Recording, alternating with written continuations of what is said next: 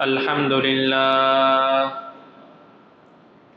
الحمد لله وكفى وسلام على عباده الذين اصطفى أما بعد فأعوذ بالله من الشيطان الرجيم بسم الله الرحمن الرحيم بلى من أوفى بعهده واتقى فإن الله يحب المتقين إن الذين يشترون بعهد الله وأيمانهم ثمنا قليلا أولئك لا خلاق لهم في الآخرة ولا يكلمهم الله ولا ينظر إليهم يوم القيامة ولا يزكيهم ولهم عذاب أليم صدق الله مولانا العظيم الحمد لله الحمد لله الحمد لله আল্লাহ তাআলার দরবারে শুকরিয়া আদায় করি যে আল্লাহ পাক রব্বুল আলামিন দীর্ঘ বিরতির পর আবারও শুক্রবার বাদ এশা এই মোবারক তাফসিরে আমাদেরকে বসার তৌফিক দান করেছেন আলহামদুলিল্লাহ। এক হাদিস শরীফের মধ্যে আছে, কোন জায়গা থেকে কোন স্থান থেকে যখন একটি নেক আমল হতে থাকে, হঠাৎ করে সেটা যখন বন্ধ হয়ে যায়, যে কোনো কারণেই হোক, ওজরের কারণে বা অন্য কোনো কারণে হোক, ওই সময়ও ফেরেশতারা ওই আমলের সওয়াব লেখার জন্য প্রস্তুত থাকে। কেউ কি আমল করে কিনা। একবার নবীজি সাল্লাল্লাহু আলাইহি ওয়াসাল্লাম আসরের পরে নফল নামাজ পড়তেছিলেন। আসরের পর তখন এক সাহাবী জিজ্ঞেস করলেন, ইয়া রাসূলুল্লাহ, আসরের পর না নফল নামাজ পড়া নিষেধ, তাহলে আমরা কি, আপনি যেহেতু নফল নামাজ পড়েন, আমরাও কি নফল নামাজ পড়ব? নবীজি বললেন, না, আসরের পরে নফল নামাজ পড়া যাবে না, কিন্তু নিষেধ হওয়ার আগে আমি আসরের পরে নফল নামাজ পড়তাম। এই আসরের পরে নামাজ পড়া যে নিষেধ, এই বিধান আসার আগে আমি মাঝে মধ্যেই আসরের পরে নফল নামাজ পড়তাম। আমি দেখতে পাই এখনো ফেরেশতারা ওই নফল নামাজের সওয়াব লেখার জন্য বসে থাকে, এই জন্য আমি নামাজটা পড়ি। তাহলে আসরের পরে নফল নামাজ পড়া, এটা কি উম্মতের জন্য না নবীর জন্য? সুতরাং নবীর এই কথাকে দলিল বানানো যাবে? যাবে না।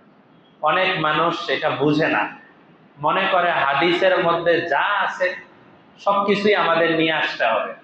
এটা না, বরং অনেক কাজ এমন আছে যেই কাজ নবীর সাথে খাস, নবীর জীবনের সাথে এটা নির্ধারিত। আমরা ঘুমাইলে ওযু ভেঙে যায় না? ওযু ভাঙে কিনা? ওযু ভাঙে। হাদিস শরীফের মধ্যে আছে, আমাদের নবীজি যখন ঘুমাইতেন তখন ওযু ভাঙতো না। কি আজীব কথা! নবীজি ঘুমাইলে ওযু ভাঙে না, আমরা ঘুমাইলে ওযু ভেঙে যায়। কারণ হলো, নবীজি যতই গভীর ঘুম দেন না কেন, হাজারো গভীর ঘুমের ভিতরেও নবীর কলবের সম্পর্ক আল্লাহর সাথে থাকত। এই জন্য নবীর ঘুম ঘুম না, নবীর যে স্বপ্নটা, এই স্বপ্নটাও ওহী। নবীর স্বপ্নটাও কি? ওহী। আল্লাহর পক্ষ থেকে ওহী আসতো, ওইটাই স্বপ্ন আকারে আসতো। এই জন্য নবীজির ঘুম এটা নাকেজে ওযু না। নাকেজে ওযু মানে ওযু ভঙ্গের কারণ না, কিন্তু আমাদের ঘুম এটা কি?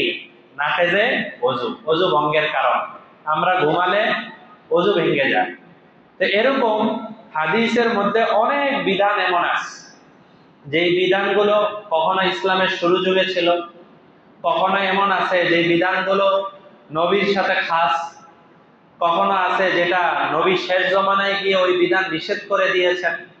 এরকম সব কিছুই তো হাদিসের মধ্যে আছে, কিন্তু আমাদের গ্রহণ করতে হবে যেটা আমাদের জন্য এখন করণীয়।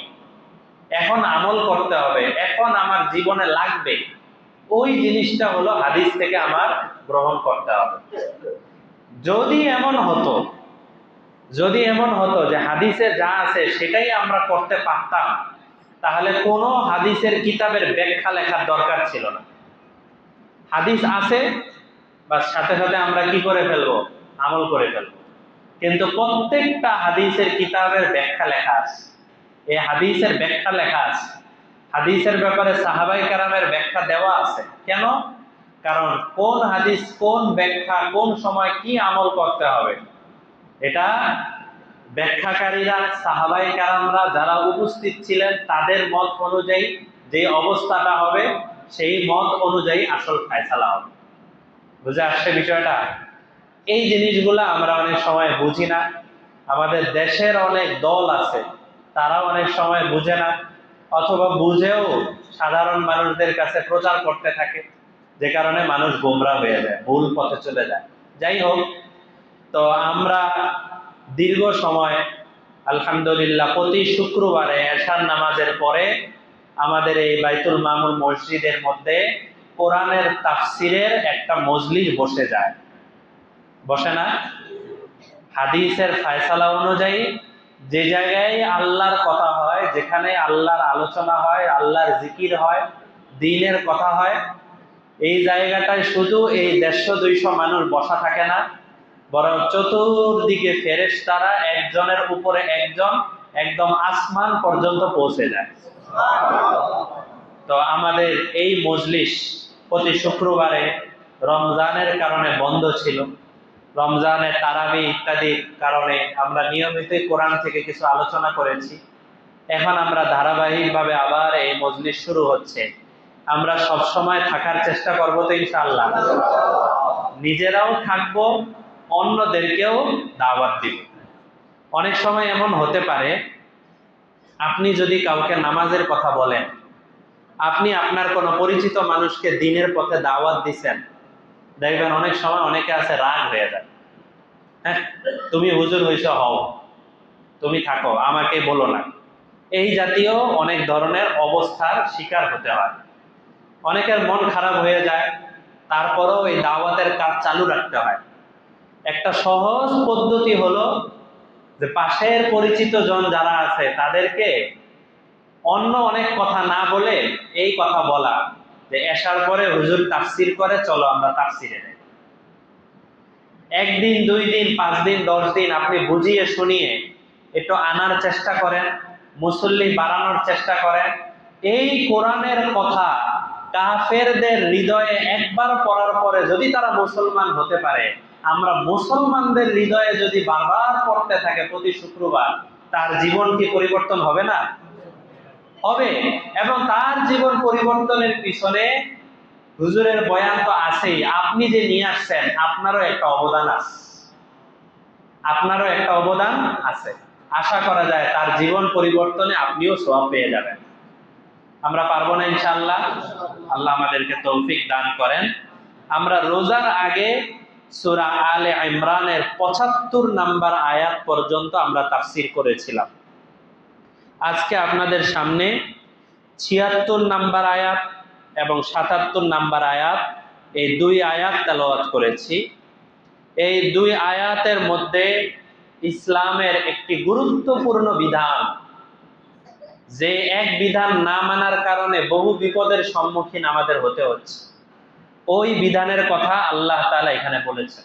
দোনো আয়াতে একই কথা, প্রথম আয়াতে বিধান আর দ্বিতীয় আয়াতে হলো ওই বিধানটা না মানলে কি ক্ষতি, সেই ক্ষতির আলোচনা। কি বলেন আল্লাহ তাআলা? মান আউফা বিআহদিহি ওয়াত্তাকা। হে আমার বান্দারা শোনো, তোমাদের মধ্যে যারা যখনই কোনো ওয়াদা করে, মানুষের সাথে আমরা ওয়াদা করি না, যখনই কোনো ওয়াদা করে এই ওয়াদাটা তারা পূরণ করে, এটা হলো 1 নাম্বার কথা। 2 নাম্বার ওয়াত্তাকা, এবং সর্বত্র ওয়াদা পূরণের সময় এবং সব জায়গায় আল্লাহ তাআলাকে তারা ভয় করে চলে। যখনই কথা দেয় কথার ওয়াদা রাখে, ওয়াদা ঠিক রাখার চেষ্টা করে, ওয়াদার বরখেলাফ কোনো কাজ করে না। আল্লাহ তাআলা এদের ব্যাপারে বলেন, ফাইন্নাল্লাহা ইউহিব্বুল মুত্তাকিন, যারা মানুষদেরকে ওয়াদা করতে গিয়ে যেই ওয়াদা করে ওই ওয়াদাটাই পূরণ করে, ওয়াদা করলেই ওয়াদা পূরণ করে, আল্লাহ তাআলা বলেন নিশ্চয়ই নিশ্চয়ই আমি আল্লাহ এইসব ওয়াদাকারীদেরকে অনেক ভালোবাসি, ওয়াদা পূরণকারীদেরকে অনেক ভালোবাসি। ভালোবাসেন কে? আল্লাহ তাআলা। আমাদের নামাজ, আমাদের রোজা, আমাদের সদকা খায়রাত, আমাদের যত টাকা পয়সা খরচ করা, এগুলো সবই তো আল্লাহর ভালোবাসা পাওয়ার জন্য, তাই না? মূল তো সেটাই।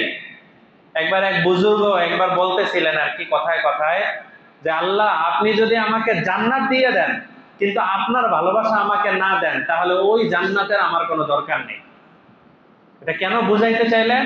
যে জান্নাত তো কিছু নাজ নেয়ামতের নাম, কিছু আরাম আয়েশের নাম, জান্নাতের চাইতেও বড় ভালোবাসা হলো, বড় নিয়ামত হলো আল্লাহর ভালোবাসা। জান্নাতের চেয়েও বড় নিয়ামত। এটা উনি বলেছেন। আসলে তো আল্লাহ তাআলা তাদেরকেই জান্নাত দিবেন যাদেরকে আল্লাহ ভালোবাসেন। যাদেরকে আল্লাহ ভালোবাসেন না তাদেরকে আল্লাহ জান্নাত দিবেন? সম্ভব না। তো এখানে আল্লাহ তাআলা বললেন, যারা ওয়াদা পূরণ করে এবং সব জায়গায় আমার কথা, আমার ভয় নিয়ে তারা চলার চেষ্টা করে, ফাইন্নাল্লাহা ইউহিব্বুল মুত্তাকিন, আল্লাহ তাআলা এই সমস্ত ওয়াদা পূরণকারীদেরকে অনেক ভালোবাসেন। এই এক জায়গায় আমাদের মধ্যে দুর্বলতা থাকার কারণে বহু জায়গায় সমস্যা হয়ে যায়। একজন আরেকজনের ওয়াদা দিয়ে ওয়াদা রাখি না, কথা দিয়ে কথা রাখি না। এই একটা গুণ যদি আসতো তাহলে সমাজের অনেক সমস্যা এমনি সমাধান হয়ে যেত। একটা জিনিস সহজে বুঝেন, আমরা জমি জামা যখন কেনা বেচা করি তখন রেজিস্ট্রেশন খরচ দিতে হয় না? লাখ লাখ টাকা খরচ দিতে হয় কিনা? সরকারের কাছে যেতে হয়, ভূমি অফিসে যেতে হয়, দালাল ধরতে হয়, উকিল ধরতে হয়, অনেক কাজ করে এরপরে রেজিস্ট্রেশন করতে হয়। রেজিস্ট্রেশনের পিছনে লক্ষ লক্ষ টাকা খরচ হয়ে যায়। যদি একজন আরেকজনের উপরে এই আস্থা থাকতো যে তার সাথে আমার যে কথা হয়েছে সব হইতে পারে কিন্তু ওয়াদা ভঙ্গ হইতে পারে না, আর যেই লোক কথা বলছে তারও যদি মনের মধ্যে এই অবস্থাটা থাকতো যে আমি তো ওয়াদা দিয়ে ফেলছি, আর তো আমার কোনো উপায় নাই, আমার তো কোনো অবস্থা অন্যদিকে যাওয়ার কোনো সুযোগ নাই, শুধু এতটুকু জিনিস যদি দুইজনের মধ্যে থাকতো তাহলে রেজিস্ট্রেশন খরচ লাখ লাখ টাকা এগুলো ব্যয় করার দরকার ছিল?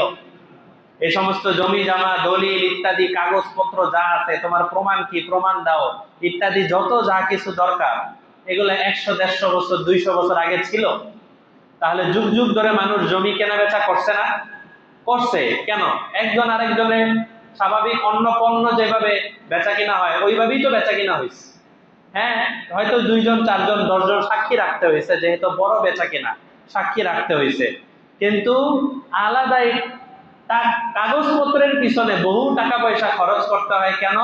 বহু মানুষ কথা দেয় একটা, করে আরেকটা। বহু মানুষ কথা বলে একটা, করে আরেকটা। ওয়াদা দেয় একটা, করে আরেকটা। একসাথে বসার সময় 5টা কথা হয়েছে, এর মধ্যে 2টা পূরণ করে আর 3টাই পূরণ করে না।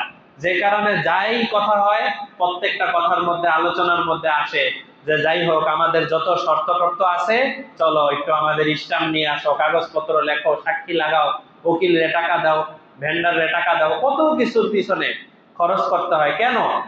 একজন আরেকজনের উপরে ওইভাবে আস্থা রাখতে পারেন, এই জন্য দলিলের দিকে যেতে হয়। এরপরে আমি এটা বলছি না যে আপনারা দলিল করা বাদ দিয়ে দেন, এটা বলি না। যেহেতু আমাদের সমাজের নিয়ম এখন, আমাদের দেশেরও নিয়ম এখন যে দলিল লাগে। এখন আপনি যদি বলেন যে আস্থার উপরে আমরা দলিল ছাড়াই সবকিছু করে ফেললাম, পরে মূল জায়গায় গিয়ে ভেজালে পড়বেন, ওইটা দরকার নাই। আমি একটা উদাহরণ দিতে গিয়ে বিষয়টা বুঝালাম যে এরকম বহু জায়গায় আমাদের টাকা পয়সা খরচ করতে হয়, বহু জায়গায় নিজেদের অনেক লেনদেন করতে গিয়ে দেখা যায় অমুককে টাকা অমুককে টাকা। কেন? দুইজনের মধ্যে ওয়াদা রক্ষার ক্ষেত্রে বড় ধরনের ভারসাম্যহীনতা, নিজেদের মধ্যে মিল থাকে না, একজন আরেকজনের উপরে আস্থা রাখতেই পারে না। কিন্তু যদি আস্থা রাখতে পারত, যদি আস্থা রাখতে পারত তাহলে দেখা যেত অনেক লেনদেন এমনি সহজ হয়ে যায়, এমনি সহজ হয়ে যায়।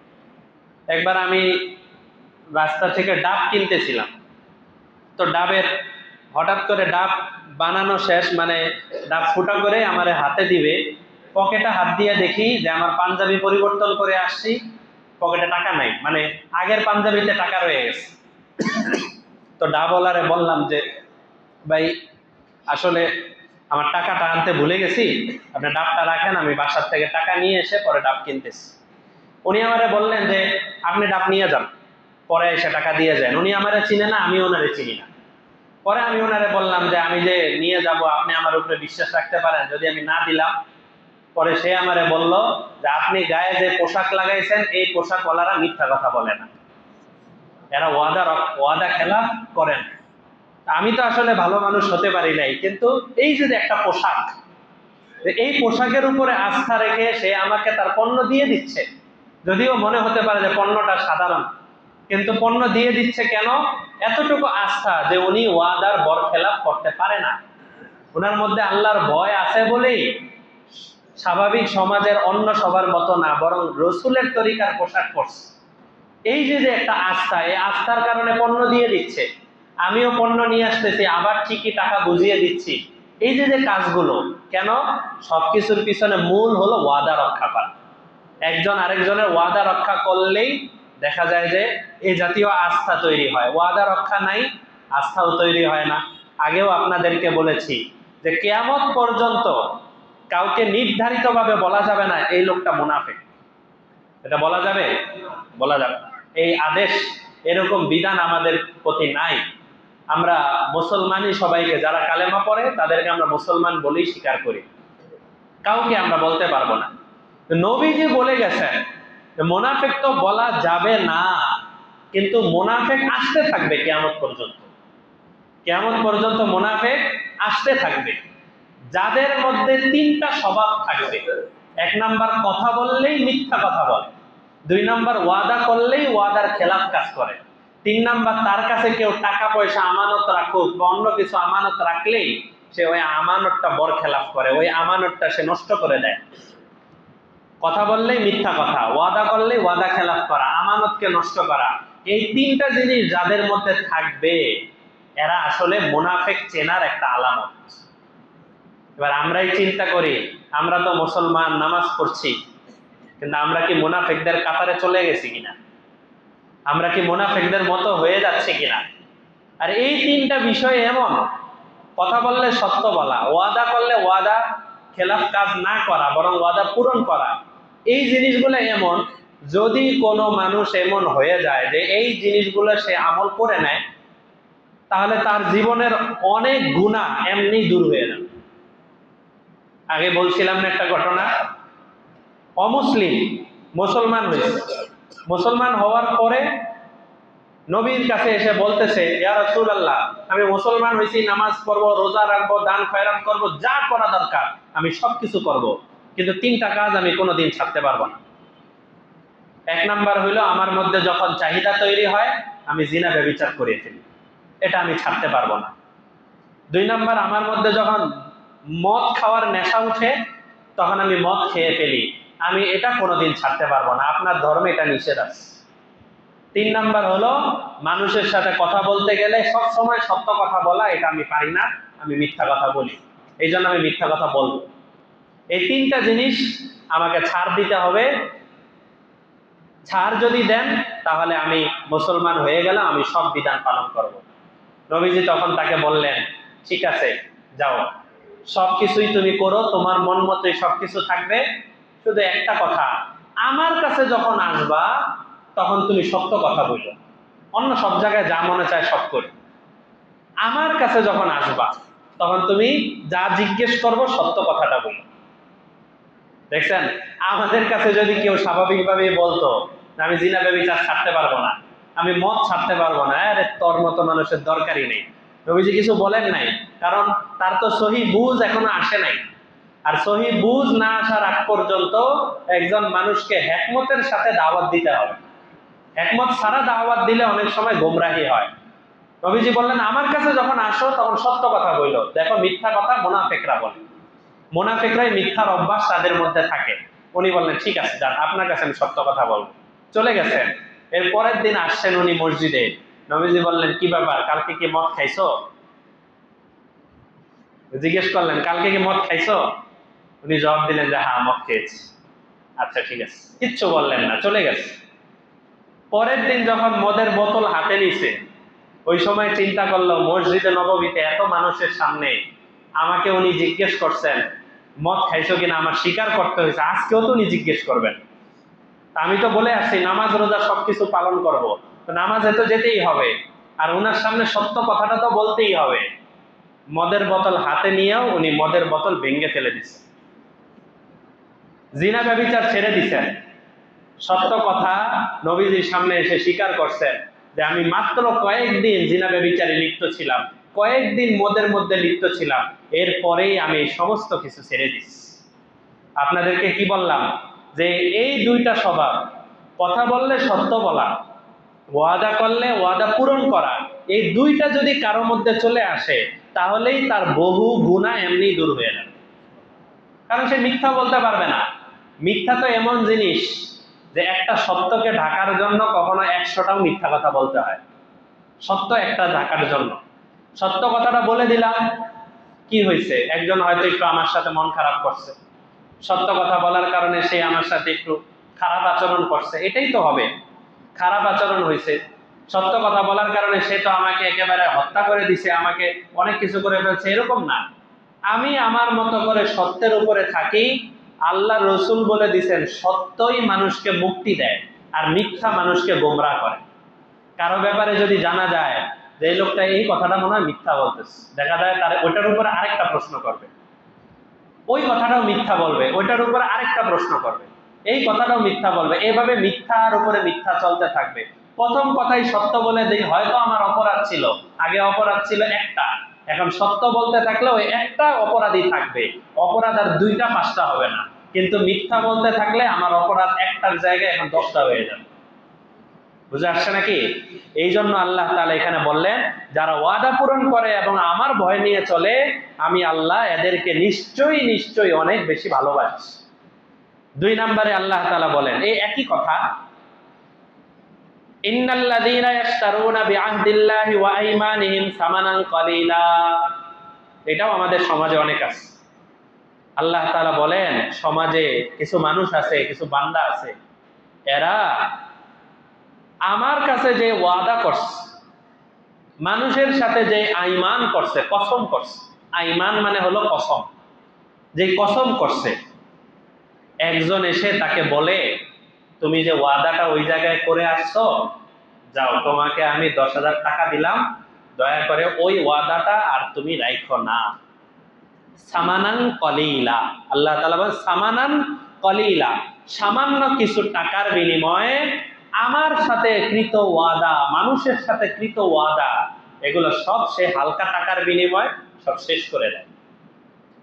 আল্লাহ তাআলা বলেন উলাইকা লা খালাকা লাহুম ফিল আখিরাহ, যারা এই টাকার বিনিময়ে কথা পাল্টায় ফেলে, টাকার বিনিময়ে একজনের সাথে কৃত ওয়াদা, যে ওয়াদাটা আছে এই ওয়াদাটাকে ভেঙে ফেলে নতুন কথা বানায় বানায় বলতে থাকে, তারা যেন জেনে রাখে লা খালাকা লাহুম ফিল আখিরাহ, আখিরাতে আসার পরে এরা আমার কাছ থেকে কোনো কিছুই পাবে না, আল্লাহর কাছ থেকে এরা কোনো কিছুই পাবে না।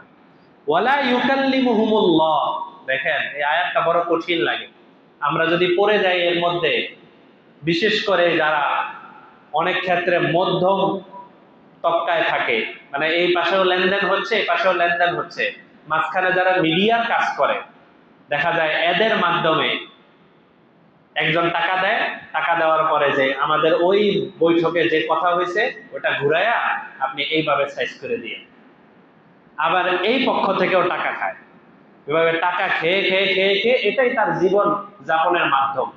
এত বড় একটা হারাম কাজ, যে ওয়াদা ভঙ্গ করা, এত বড় একটা হারাম কাজের উপরেই তার টাকা পয়সা চলতেছে। আল্লাহ তাআলা বলেন ওয়ালা ইউকাল্লিমুহুমুল্লাহ, আল্লাহ তাআলা কিয়ামতের দিন এই ধরনের মানুষ যারা আছে এদের সাথে কথাও বলবেন না। আমরা রাগ করে অনেক সময় কথা বন্ধ করে ফেলি না?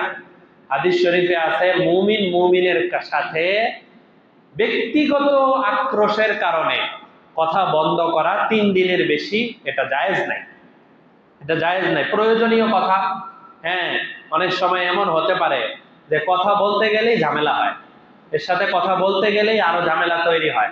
তাহলে অন্তত সালামের আদান প্রদান এটা জারি রাখা, পরস্পর সালামের আদান প্রদান এটা জারি রাখা।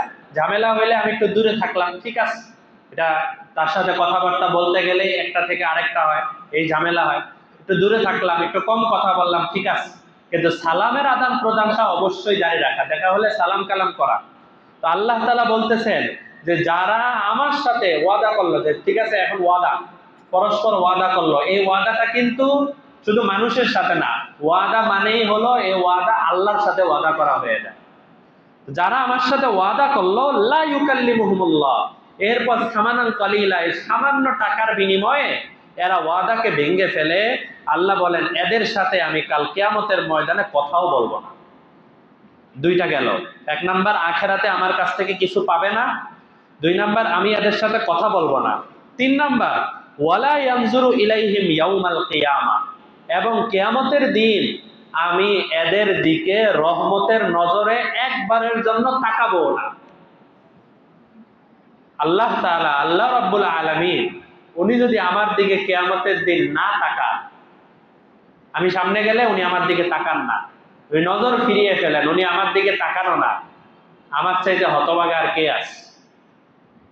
যাচ্ছে না, আমার চেয়ে হতভাগা আর কে? আল্লাহ আমার দিকে তাকান না কেন? কারণ কি? জিজ্ঞেস করলেন, ফলাফল আসলো, ফেরেশতারা জানিয়ে দিল তুমি তার বান্দার সাথে কৃত ওয়াদাকে 10,000 টাকার বিনিময়ে ভঙ্গ করে ফেলছিলা, এই জন্য উনি তাকান না। এবার বলেন, আমরা ওই মানুষগুলা যাদের দিকে আল্লাহ তাকাবেনই না, তারা কি জান্নাতের আশা করতে পারে? ওয়ালা ইউজাক্কি, আল্লাহ এদেরকে পবিত্রও করবেন না। দেখছেন, এটা হলো সবচেয়ে ভয়ঙ্কর জায়গা, 4 নম্বরে যেটা বলেন, এদেরকে আল্লাহ তাআলা পবিত্রও করবেন না। মানে হলো অনেক মানুষ অনেক ধরনের গুনাহ নিয়ে বাম কাদের আমল নামা ভারী হয়ে গেছে, দাড়িপাল্লার মধ্যে দাঁড় করানো হয়েছে, দোনো আমল নামা রাখা হয়েছে, ডান পাশের আমল এত কম এত কম, অল্প কয়েক ওয়াক্ত নামাজ আছে, হালকা কিছু জিকির আছে, ডান পাশের আমল নামা উপরে উঠে গেছে, আর বাম পাশে যত ধরনের খারাপ কাজ আছে এগুলা লিখতে লিখতে লিখতে লিখতে ফেরেশতারা ভরে ফেলছেন, যে কারণে বাম পাশের আমল নামাটা, দাড়িপাল্লাটা নিচে নেমে গেছে। এরকম বহু মানুষ হবে, উপরে উঠে গেছে, বাম পাশেরটা নিচে নেমে গেছে। নিচে নামার পরে দেখা গেল আল্লাহ তাআলার রহমতের মধ্যে জোশ আসছে। আল্লাহ তাআলা যে কোনো আমলের কারণে বা যে কোনো কারণে আল্লাহ তাআলা বললেন যে ওই আমলের উসিলায় তার ডান পাশের দাড়িপাল্লাটা ভারী করে দাও। এরকম বহু মানুষ থাকবেন। কিন্তু যারা ওয়াদা দিয়ে এই ওয়াদাকে সামানান কলিলা, সামান্য টাকার বিনিময়ে এভাবে বিক্রি করে দিবে, আল্লাহ বলেন ওয়ালা ইউজাক্কিহিম, আমি কোনোদিন এদের ওই আমল নামা, বাম পাশের আমল নামা যেটা ভারী হয়ে গেছে, ওইটা থেকে আমি তাদেরকে মুক্ত করব না, আমি তাদেরকে পবিত্র করব না। বড় ভয়াবহ আয়াত। এই জন্য আমরা এটা চেষ্টা করি যে আল্লাহ তাআলা যেন এই শ্রেণীর মানুষদের অন্তর্ভুক্ত আমাদেরকে না করে। সর্বশেষ আল্লাহ বলেন, এগুলা তো হলো 4টা, আখেরাতে কোনো অংশ নাই, আমি আল্লাহ তাদের সাথে কথা বলবো না, কিয়ামতের দিন তাদের দিকে তাকাবো না, এবং তাদের ওই গুনাহগুলোকে মাফ করবও না। শেষ কথা, ওয়ালাহুম আযাবুন আলীম, ওদের জন্য জাহান্নামের যন্ত্রণাদায়ক শাস্তি প্রস্তুত করে রাখছে। 5 নাম্বার কথা। তো এই বিষয়টা দেখেন, হয়তো আজকে তাফসীর শোনার আগে আপনাদের কাছে অনেকের কাছে সাধারণ মনে হতে পারে, যেটা তো হইতেই পারে, হয়ে গেছে, বা সমাজের মধ্যে অহরহ হয়। মনে রাখবেন, পুরা পৃথিবীর সমস্ত মানুষ যদি একমত হয়ে কোনো গুনাহ করা শুরু করে দেয়, ওই গুনাহ কিন্তু আল্লাহর কাছে জায়েজ হয়ে যাবে না। যেই শাস্তি যা ভোগ করা দরকার সেটা ঠিকই ভোগ করতে হবে। আমাদের অনেক সময় অনেকে এই প্রশ্ন করে ফেলে, বলে ফেলে যে এই জায়গায় তো মিথ্যা না বলে, এই জায়গায় তো এটা না করে, এটা না করে এটা চলা সম্ভবই না। হ্যাঁ, আমাদের সমাজের সিস্টেমের মধ্যে এরকম অনেক কিছু আছে, কিন্তু তারপরেও নিজেদের সাধ্য অনুযায়ী সবাই যা কিছু করুক না কেন, সবাই মিললে যদি একসাথে মিলে নামাজ পড়া বাদ দিয়ে দেয়, তাহলে কি নামাজ পড়া বাদ দেওয়া জায়েজ হয়ে গেল? সবাই একসাথে মিলে মদ খাওয়া শুরু করে দিছে, তাহলে কি মদ জায়েজ হয়ে গেল? জায়েজ হবে না। সারা দুনিয়ার মানুষ মিলেও যে আল্লাহর কোনো নাফরমানির উপরে একমত হয়ে যায়। অনেক মানুষ আছে কোরআন হাদিসের বাইরে কোনো দরবারে গেছে, যে দরবারে কোরআন হাদিসের বাইরে সব কাজ কারবার হয়। আমাদের বাংলাদেশে এমন অনেক দরবার আছে কোরআন হাদিসের বাইরে কাজ কারবার হয়, ওখানে লাখ লাখ মানুষ জমা হয়ে যায়। তো তাদের একটা বড় দলিল এটা থাকে যে লাখ লাখ মানুষ এরা কি ভুল করতেছে? কি বলে, লাখ লাখ মানুষ এরা কি ভুল করতেছে? আপনি ভুল করেন কেন? কোরআন হাদিসের, কোরআনের আয়াতের বাইরে, রাসূলের হাদিসের বাইরে লক্ষ লক্ষ মানুষও যদি চলে যায়, তারা কোনো সময় শরীয়তের দলিল না, কোনো সময় দলিল না। এমনকি সৌদি আরবের মধ্যেও যদি কোরআন হাদিসের বাইরে কোনো কাজ হয়, ওটাকে দলিল হিসেবে নেওয়া যাবে? কোনো সময় নেওয়া যাবে না। আমরা যখন উমরার সফরে ছিলাম, সংবাদ আসলো যে এই সফরে থাকা অবস্থায় মদিনার মধ্যে সিনেমা হল উদ্বোধন হচ্ছে, মদিনার মধ্যে। আর এর আগে সিনেমা হল ছিল না। এখন কি ওটাকে দলিল নেওয়া যাবে? মদিনার মধ্যে সিনেমা হল তো আছে, সৌদি আরবের অমুক ব্যক্তি এই কথা বলেছে, সুতরাং এই কারণে দলিল হয়ে যাবে? কোরআন হাদিসের বাইরে কোনো কাজকেই দলিল বানানো যাবে না। কোরআন সুন্নাহটাই হলো আসল দলিল। তো এই যে যে বিষয়টা, বহু মানুষ ওয়াদার খেলাফ কাজ করে, যে কিছু করার নাই, এখন নাই, আজকাল জমানায় ওয়াদার খেলাফ এভাবে করতে হবে, কিছু করার নাই। একজনের সাথে কথাবার্তা হচ্ছে, এটা ভেঙে দিতে হবে, কিছু টাকা তো অর্জন হয়ে যাচ্ছে। এই কথা যদি বলি, তাহলে কি আমি আল্লাহর এই আয়াত থেকে বাইরে চলে যাব? এই 4টা কথা বা 5টা কথা যদি মনে রাখি, আল্লাহ কথাও বলবেন না, আল্লাহ তাকাবেনও না, আল্লাহ বাম পাশের আমল নামাকে ভারী হয়ে গেছে সেটাকে কমাবেনও না, এবং যন্ত্রণা দেয় শাস্তি আল্লাহ তাআলা রাখবেন। আল্লাহ যেন আমাদের কাউকে এরকম ওয়াদা ভঙ্গকারী না বানায়। আমাদের সবাইকে আল্লাহ তাআলা সততা, ওয়াদা নির্ভরতা, ওয়াদা পূরণকারী হিসেবে আল্লাহ আমাদের সবাইকে কবুল করেন। ওয়া আখিরু দাওয়ানা আনিল হামদুলিল্লাহি রাব্বিল আলামিন।